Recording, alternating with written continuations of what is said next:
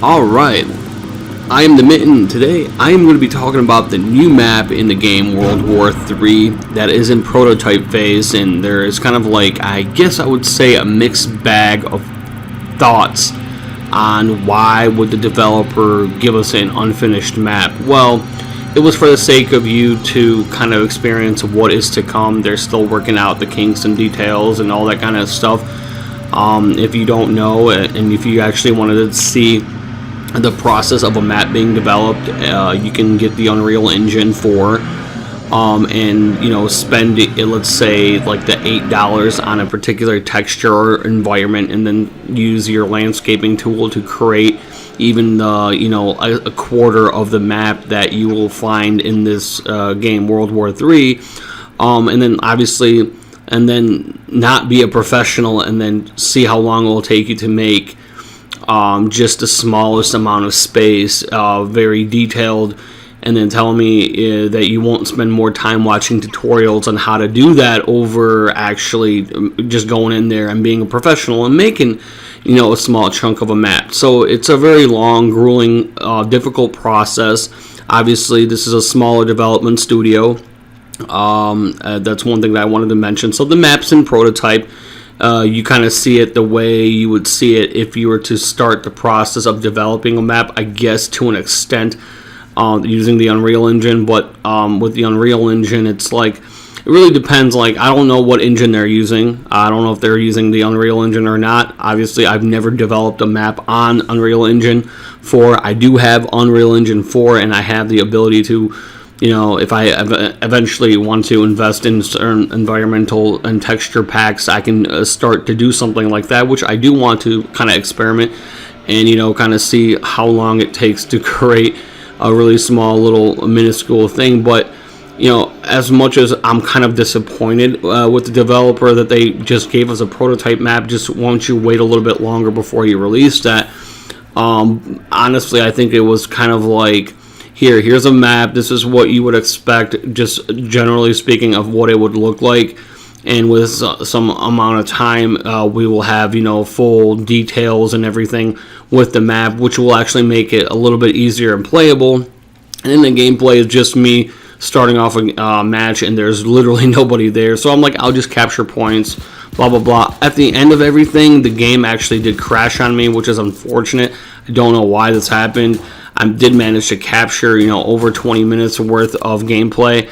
I'm not going to commentate for the whole entire 25 minutes because I think that's boring. There's going to be certain aspects of this gameplay that I will speed up using my, editing software, so I don't bore people to death. And I'm going to try to cut it to about, maybe 10 to 12 minutes at the most. I think that's as much as I can handle doing a commentary. I feel like it would kind of be very boring, for you to, listen to me ramble and rant and try to, with obviously no script, because commentary is completely unscripted, me to try to come up with what I'm going to talk about throughout this 25 minutes or whatnot. So I decided I'm not going to just ramble on. I'm going to talk about the pros and cons about this map, what I've noticed, what I like, what I don't like. The map is much more, it seems like, open. There's a lot of open space, so expect this to be more of a sniper-friendly map over, some of the, there's always capabilities of you sniping pretty much on any map in this game because it's a large-scale maps for the most part, minus Team Deathmatch, which people still do snipe in Team Deathmatch.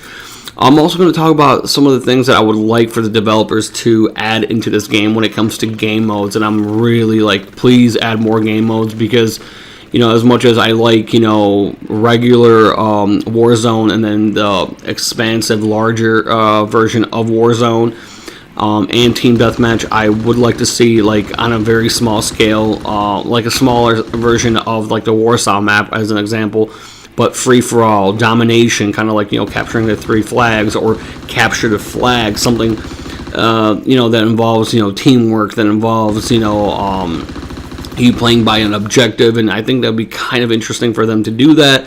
I'm not saying, them to go the route of Call of Duty, but I think they can really, since their maps are so huge, they can really expand on, making domination points. and they can really make them very creative and kind of challenging for like the B flag. And there's a lot of potential in that department when it comes to the developers going down that route. But overall, the map, it looks obviously very smooth. When I say smooth, as in there is no real texture, there's no grit, no grime. It's just a very smooth, like basically a prototype map of the map. I don't know how to pronounce the name of the map. It's like Shminik. I don't fucking know. I don't really care enough to really pronounce it. I think it's somewhere in the Ukraine. I think the map takes place. Not 100% sure. I think that's what it is. It's a Ukraine, because right after Ukraine there's Russia. Maybe it's Belarus, or I'm not sure. I'm not 100% sure. So if anybody in the comment section wants to let me know where that actually takes place.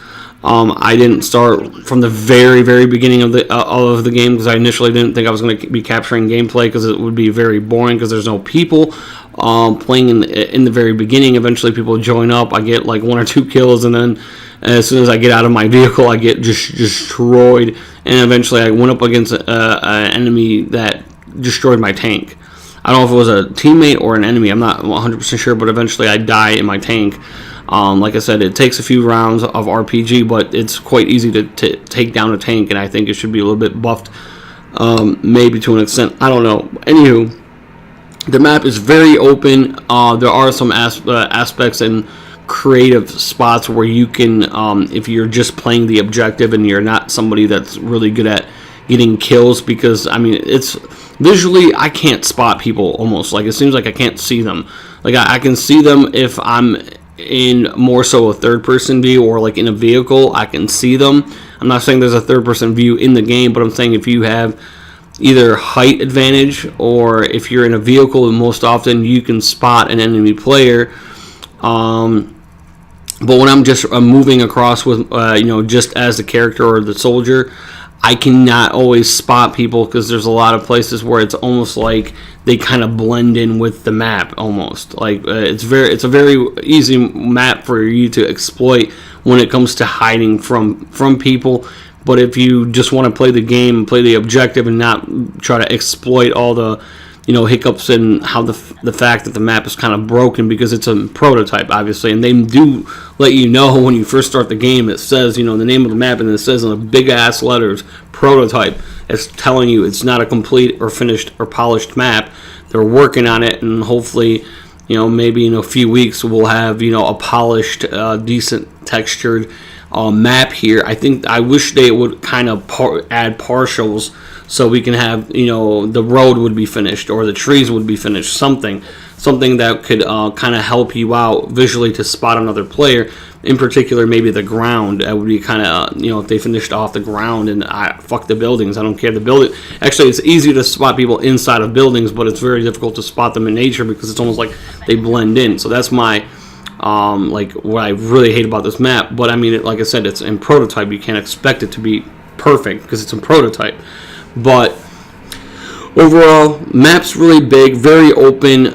There's very few spots where there is close quarters battle. There's a lot of open space, a lot of this is kind of like a good vehicle map, so it's good for snipers and it's good for vehicles. It's very vehicle friendly. There's a lot of places to go with vehicles. Warsaw had some spots where you could have issues getting through or getting around. One other thing that I really wish the developers would add, I don't know if they have the capabilities of doing this or the funds or what, I don't know what it is, but there are some things that I hit with my tank. I'm like, dude, you would think that a tank would be able to run this shit over and go over it, but instead it's like you get stuck, and it's kind of fucking frustrating and irritating. But I wanted to be honest with my critique. I really wish I could get in contact with developers, kind of one-on-one, and kind of let them know my perspective, my thoughts, and my opinions, and kind of see if people on this channel would relay that in the comment section, so that maybe if I was privileged and lucky enough to get in contact with the developers, I could let them know what some people in my little community or my subscribers are saying that play the game, obviously. Like I said, I really like this game. I'm looking forward to grow with the game. Obviously, I'm going to be very harsh on critiquing this game, because if you really do enjoy and love a game, you're going to critique it honestly and very harshly. So yes, that I think it's kind of pointless for them to give us a prototype map that's unfinished. Take a sip of my coffee because my throat's a little dry. It's weird. I also feel like kind of not digging the concept of a map being too open. Not that I'm, have issues with the vehicles, because you can get an RPG and take it out really quick when you're in a building before they figure out exactly which window you shot it from. You have already repositioned to shoot them from a different angle.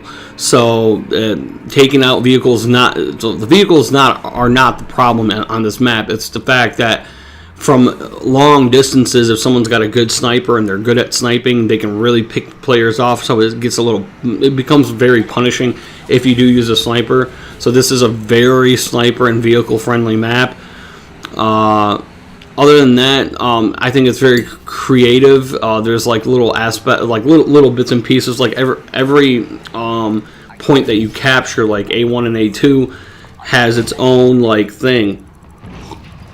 Like it's almost like the surrounding area of that is different, distinctively becomes different on every level and every aspect.